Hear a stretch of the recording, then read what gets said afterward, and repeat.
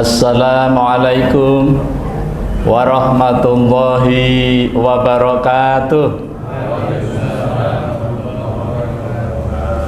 Innal hamdalillah nahmaduhu wa nasta'inuhu wa nastaghfiruh wa na'udzu billahi min shururi anfusina wa min sayyiati a'malina may yahdihillahu fala mudhillalah wa may yudlilhu fala hadiyalah. Asyhadu an la ilaha illallah wahdahu la syarikalah wa asyhadu anna Muhammadan abduhu wa rasuluh la nabiyya wa la rasula ba'dah.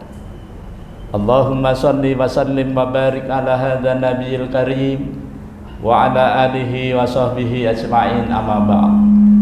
Qala Allah ta'ala fil Qur'anil Karim, a'udzu billahi minasyaitonir rajim. Ya ayyuhalladzina amanu taqullaha haqqa tuqatih wa la tamutunna illa wa antum muslimun.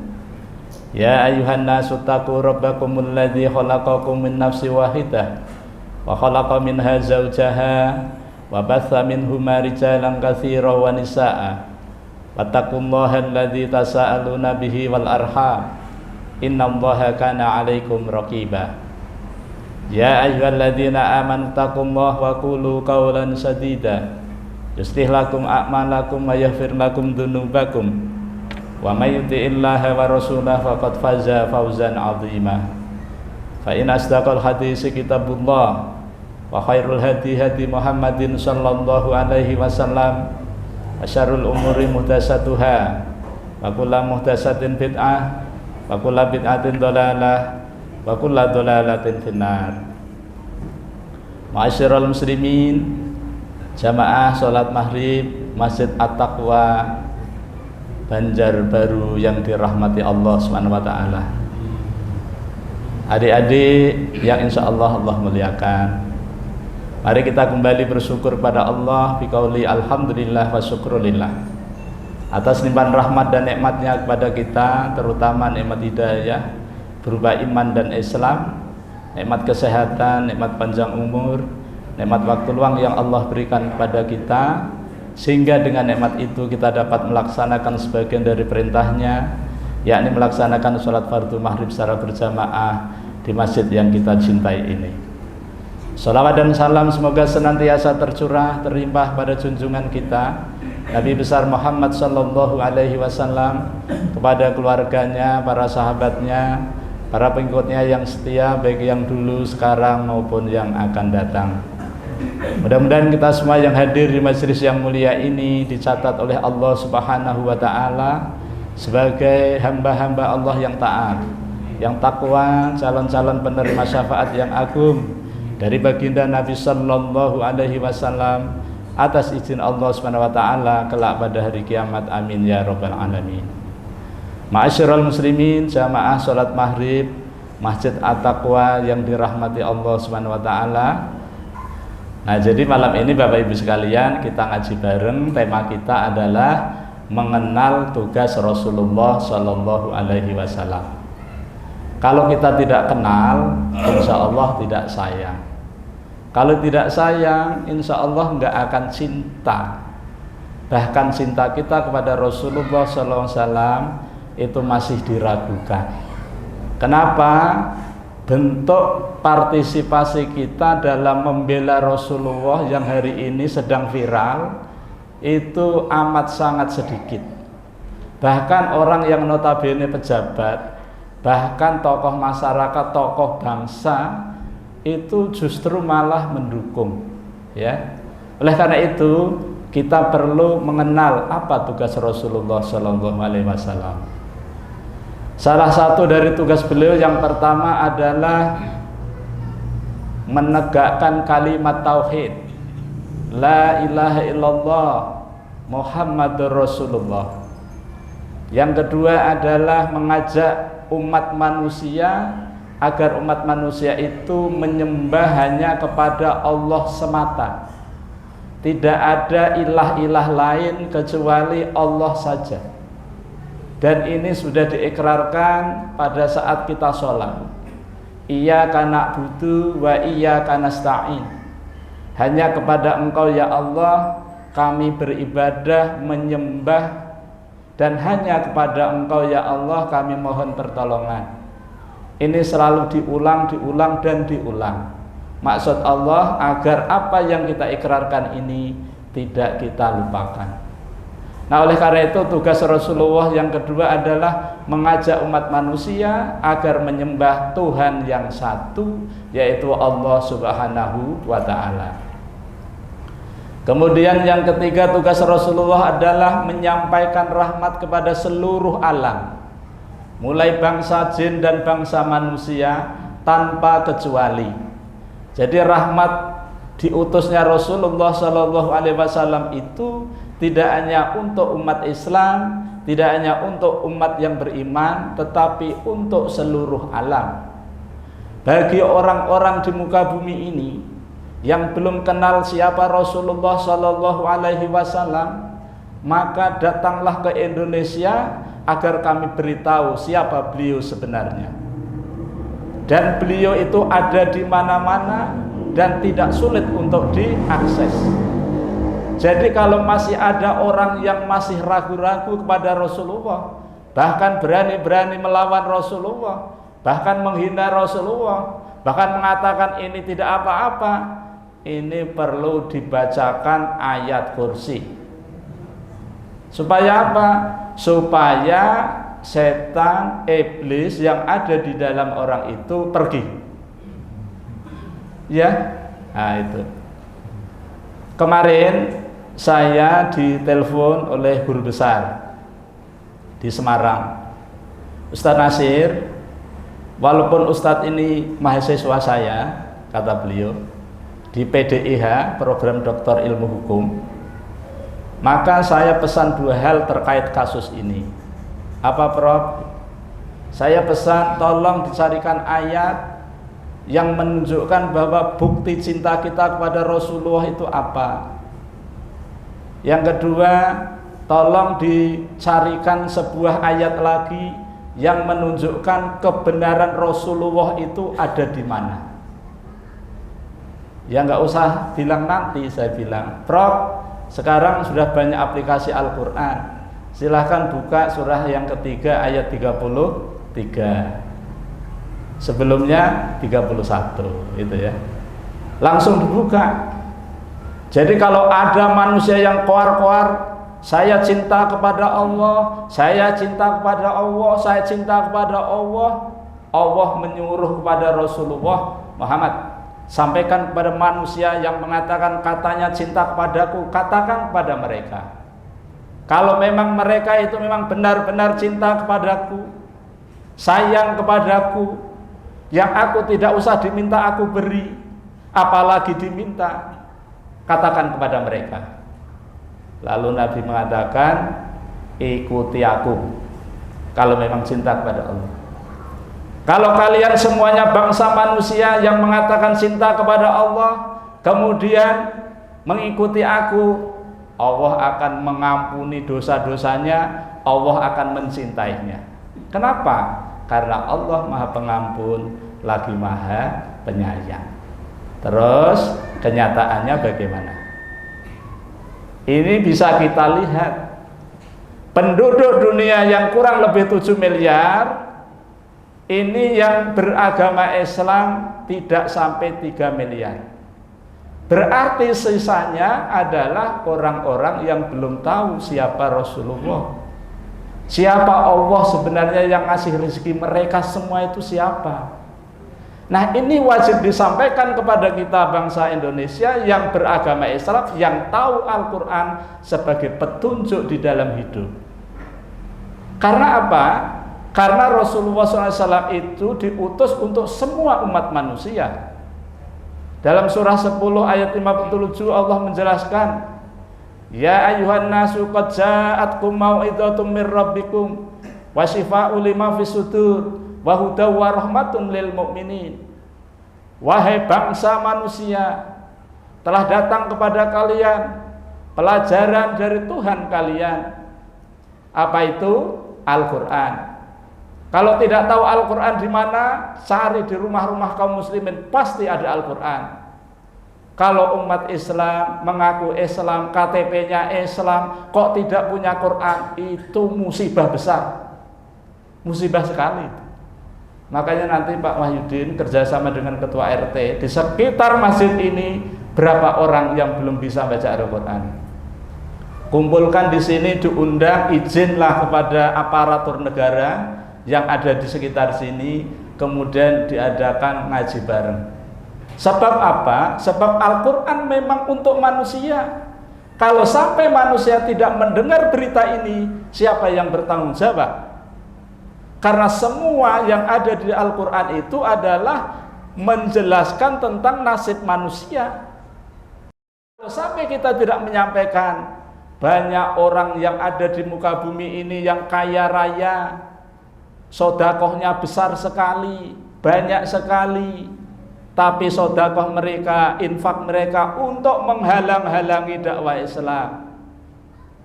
Makanya kalau mereka tahu, ya, seperti Bill Gates ini tahu, maka sekian persen bisa untuk nyumbang Masjid At-Taqwa ini. Pak Wahidin nanti cari tahu di mana rumahnya, ya. Ini insya Allah nggak pakai lama selesai ini masjid ini, ya kan? Apalagi kalau paham Quran. Yang namanya fastabiqul khairat itu hanya berharap kepada Allah, nggak ingin dilihat oleh manusia, tidak diekspos juga tidak apa-apa, tidak ditulis namanya yang menyumbang tidak masalah karena sudah paham. Tapi bagi yang belum paham, terang-terangan minta ditulis, ya tidak apa-apa, karena memang Quran itu memberikan pilihan. Mau infak terang-terangan baik, mau infak sembunyi-sembunyi lebih baik. Jadi kalau kita belajar, ini baik, ini lebih baik, pilih mana gitu. Nah, ini kalau di dalam metode 8M, cara mudah menghafal Al-Quran per ayat, maka akan kita ketahui di dalam Al-Quran itu isinya ada 8. Ini menurut metode 8M yang diteliti melalui riset yang panjang. Maka kemudian diambil kesimpulan bahwa kandungan Al-Quran itu ada 8. Yang pertama adalah perintah, yang kedua larangan, yang ketiga kabar gembira, yang keempat ancaman, yang kelima kisah-kisah, yang keenam perumpamaan, yang ketujuh pernyataan, yang kedelapan perbandingan. Nah, perbandingan itu seperti misalnya kita sedekah terang-terangan baik, sedekah sembunyi-sembunyi rahasia lebih baik. Kita sampaikan kepada santri kita, mana? Pilih yang mana? Oh, dipilih yang lebih baik. Karena metode 8M itu mengajarkan tidak hanya hafal ayatnya, tapi juga bisa menulis tanpa melihat mushaf, tahu artinya per huruf, paham secara sederhana, tahu bagaimana cara mengamalkan ayat itu. Makanya M yang ke-8, cara mengamalkan Al-Quran ada 2. Yang pertama dibaca ayatnya, yang kedua dipraktekkan. Nah, jadi ini mudah banget. Nah, oleh karena itu tugas kita adalah menyampaikan firman Allah ini agar umat manusia yang ada di muka bumi kenal siapa Tuhan kita, dan agar orang yang mengatakan cinta kepada Allah itu benar-benar bisa dipertanggungjawabkan. Ini tugas Nabi Muhammad Rasulullah SAW yang ketiga. Tugas beliau yang keempat adalah memberikan suri tauladan kepada umat manusia, mulai dari tutur katanya, perilakunya, pemikirannya, dan cita-citanya. Ini dikenal di dalam istilah agama kita as-sunnah. Dan Rasulullah menerima Al-Quran secara full, ya, mulai dari surah Al-Fatihah sampai An-Nas. Ini tidak ada sepotong ayat pun yang belum pernah disampaikan kepada umat manusia ketika itu. Ketika Rasulullah SAW menerima wahyu yang terakhir di Padang Arafah, pada saat wukuf di Arafah, surah Al-Maidah ayat 3, di sana Allah sudah menyatakan bahwa sudah diselesaikan, sudah cukupkan nikmat Allah Subhanahu wa taala kepada Rasulullah. Dan Allah sudah menyatakan aku ridho Muhammad, Islam menjadi agamamu. Aku ridho. Nah, kita waktu sekolah di Muhammadiyah, saya ini sekolahnya di Muhammadiyah, tapi ilmu kemuhammadiyahan itu belum selesai. Bagaimana selesai? Kalau ke Muhammadiyahan itu ada selesainya, sama saja dengan sekolah ada tamatnya. Makanya saya pernah bilang sama kepala sekolah saya, Bapak Guru, saya memang mendapatkan ijazah atau STTB, surat tanda tamat belajar, tapi Bapak bertanggung jawab ya. Waktu itu saya baru 11 tahun. 11 tahun. Loh kok bisa begitu? Iya, setahu saya Pak Kepala Sekolah, belajar tuh sekolah itu kayaknya nggak ada tamatnya, nggak ada selesainya gitu. Tapi guru saya ini karena guru Muhammadiyah pinter gitu, maksudnya itu tamat pada jenjang ini gitu ya. Ya alhamdulillah kalau begitu. Nah, kemudian pindah ke SMP juga kan. Nah, begitu seterusnya. Bapak Ibu hadirin yang dirahmati Allah Subhanahu wa taala, tugas Rasulullah Shallallahu alaihi wasallam yang selanjutnya adalah mengajar. Ya, Rasulullah itu tugasnya mengajar. Maka kita buka ya Al-Qur'annya masing-masing. Mari kita lihat di dalam surah 62. Ya, yang punya Android aplikasi boleh dibuka surah Jum'ah. Surah 62 surah Jum'ah ayat 2. Ayat 2. Kalau saya mengajar di pondok itu 62.22 begitu. Santri sudah tahu bahwa itu surah Jum'ah gitu. Sudah nggih? Sudah ketemu semua. Bagi yang belum punya HP, besok beli HP. Kenapa ini penting? Karena nanti kalau mau beli BBM itu harus punya aplikasi. Betul nggak ya? Betul ya. Mau beli bensin itu loh Pak, ya kan? Ini kalau belum tahu informasi saya kasih tahu ini. Beli bensin itu harus menggunakan aplikasi. Apa nggak kebakar pomnya itu nanti ya? Main HP di situ. Dunia sudah terbalik. Baik, ya. Sebelum ayat 2 Allah SWT memberikan muqaddimah pada ayat yang pertama. A'udzubillahi minasyaitonirrajim. Yusabbihu lillahi ma fis samawati wa ma fil al-malikil qudus al-azizil hakim. Yusabbihu senantiasa bertasbih mensucikan Allah Subhanahu wa taala. Yang akar katanya sabaha. Sabaha itu artinya adalah berenang. Jadi orang kalau berenang itu biasanya bersih. Makanya bertasbih itu kita umat Islam mensucikan Allah Subhanahu wa taala dari sifat Allah yang kurang. Jadi Allah itu tidak pernah punya sifat kurang. Jadi kalau kita masih ragu kepada Tuhan kita yang satu ini, maka perlu berenang serenang-renangnya. Supaya apa? Supaya bersih.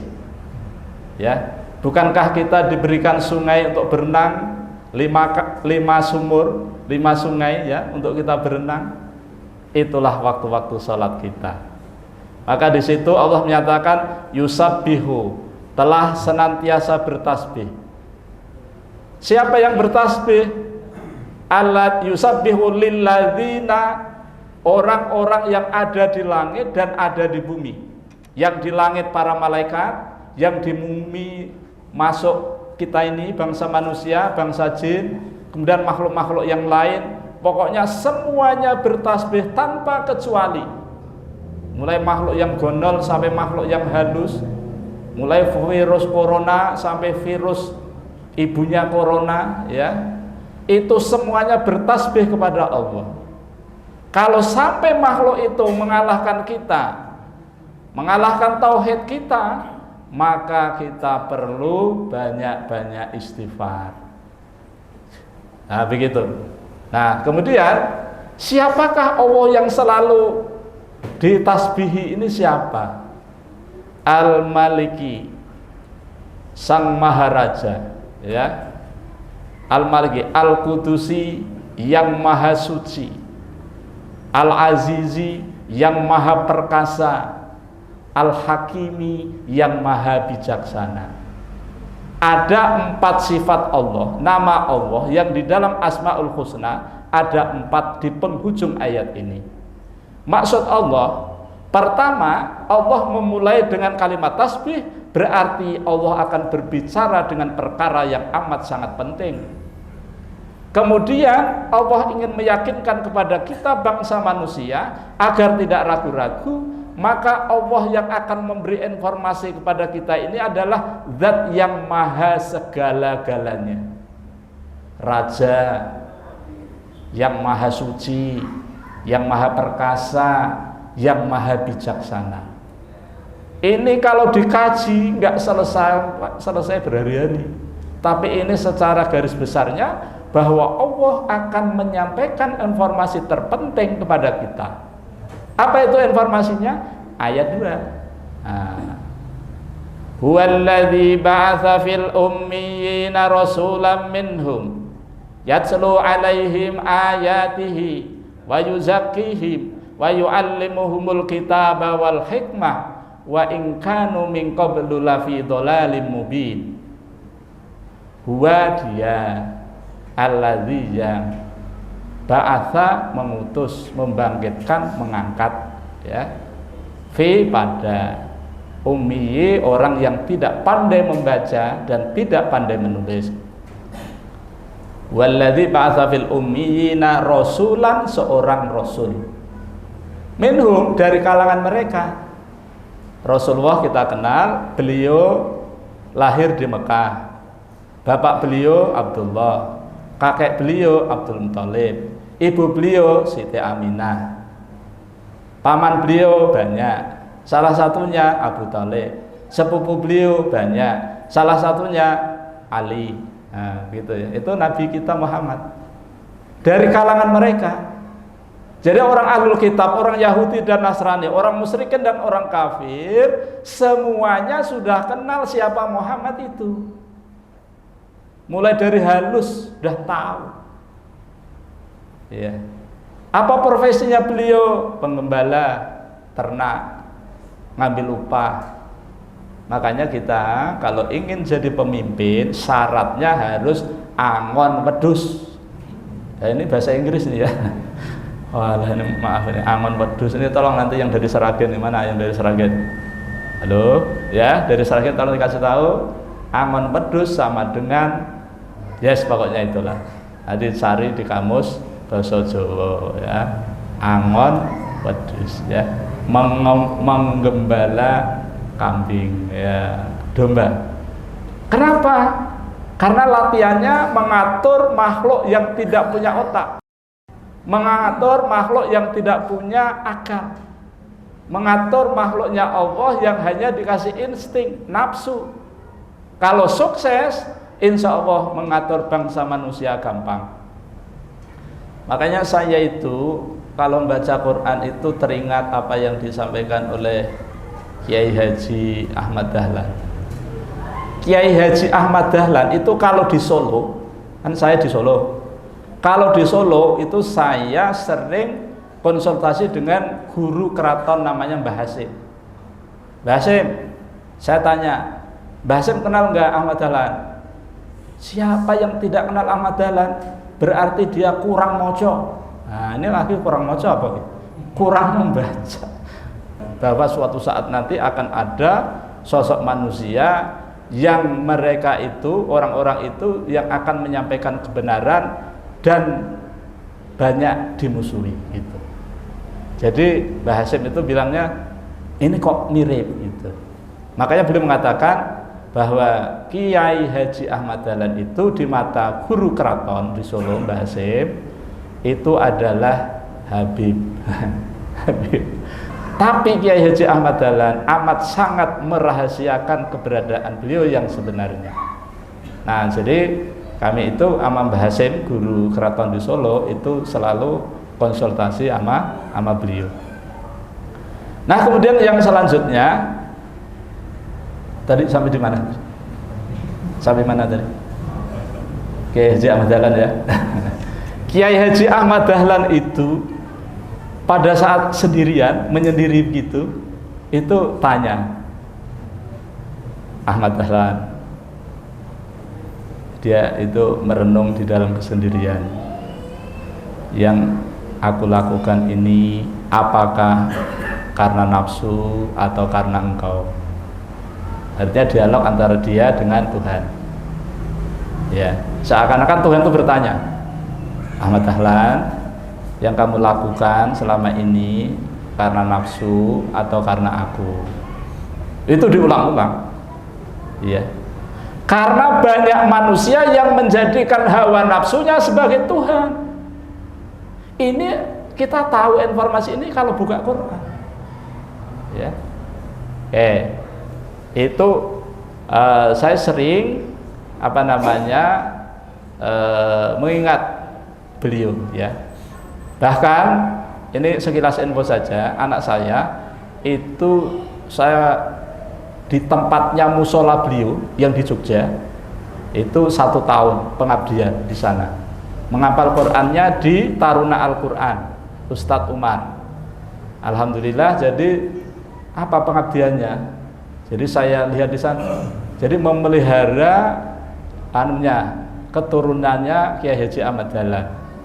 Nyai siapa begitu ya, sudah tua, sekarang sudah almarhum. Nah itu. Jadi anak saya di sana selama 1 tahun, Masya Allah, saya itu mau masuk itu ada tulisan pesannya, makolahnya Ahmad Dahlan. Yang saya ingat itu, yen Arab berjuang ning Islam, ning Muhammadiyah, monggo dipersilahkan. Ning Arab ngurip-nguripi Muhammadiyah, ayo silahkan. Tapi sing Arab urip ning Muhammadiyah, mengko dhisik. Tolong nanti yang di Karanganyar diterjemahkan ini ya. Karena ini memang bahasanya bahasa asli. Saya nggak bisa menganukan. Tulisannya begitu. Belajar ilmu itu penting. Tapi yang penting dari belajar ilmu adalah paham. Memahami ilmu itu juga penting. Tapi yang penting dari memahami ilmu adalah mengamalkan.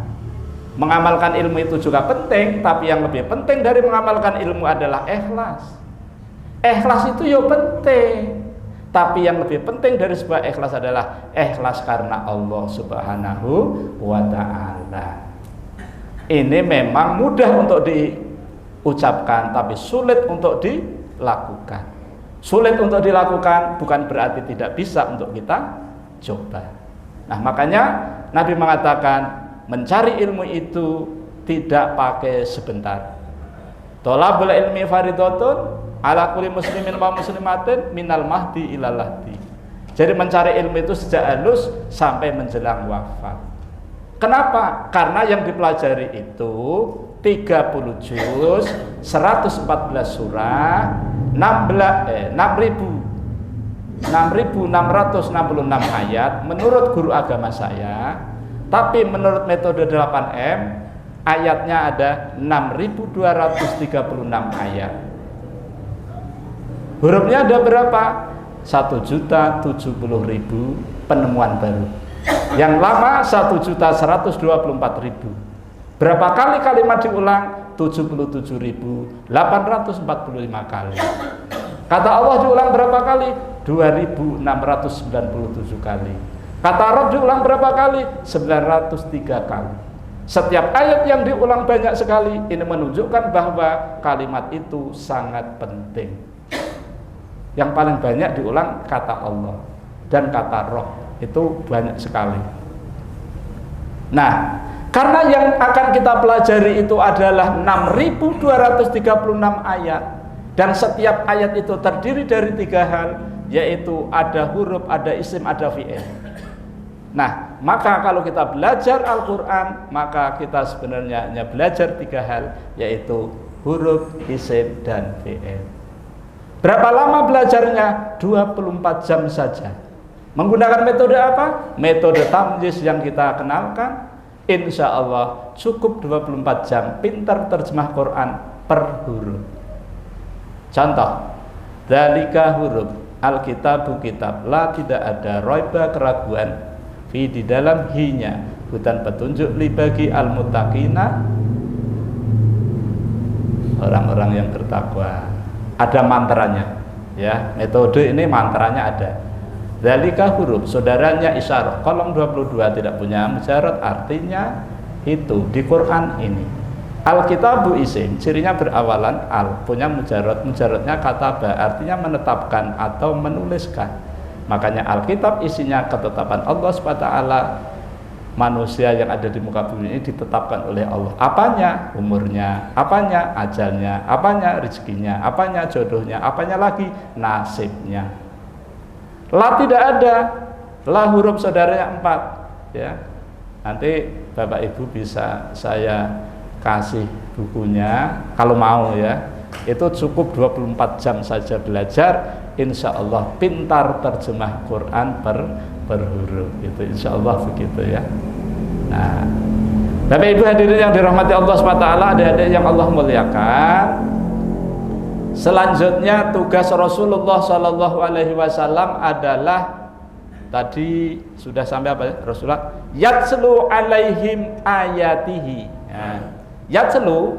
Yatslu ini adalah fi'il mudhari' yang akar katanya tala yatslu tilawatan. Jadi Rasulullah mengajar umat manusia diawali dengan para sahabat, yaitu membacakan ayat-ayatnya. Yatslu alaihim, senantiasa membacakan ayat-ayatnya kepada mereka, pada manusia. Cukup dibacakan, ya. Tetapi ini beda dengan iqra, beda dengan qara'a yaqra'u Qur'anan, beda. Kalau yatslu ini adalah membacakan dengan pemahaman. Tapi kalau qara'a yaqra'u Qur'anan itu membaca asal dibaca saja, tidak ada tuntutan. Nah, tapi kalau tala yatslu tilawatan, ini kita membaca dengan pemahaman. Kita bacakan gitu. Seperti gini. Ini misalnya sahabat, dan ini memang sahabat saya, ya kan? Walaupun baru bertemu, tapi dulu waktu kita di alam roh kan kita sudah kumpul. Hanya baru sekarang aja bertemu kan? Nah, gitu.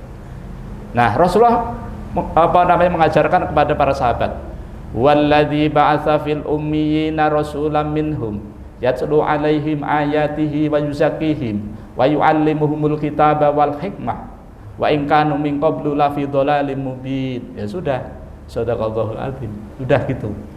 Kenapa? Enggak ada yang bertanya, enggak ada. Kenapa?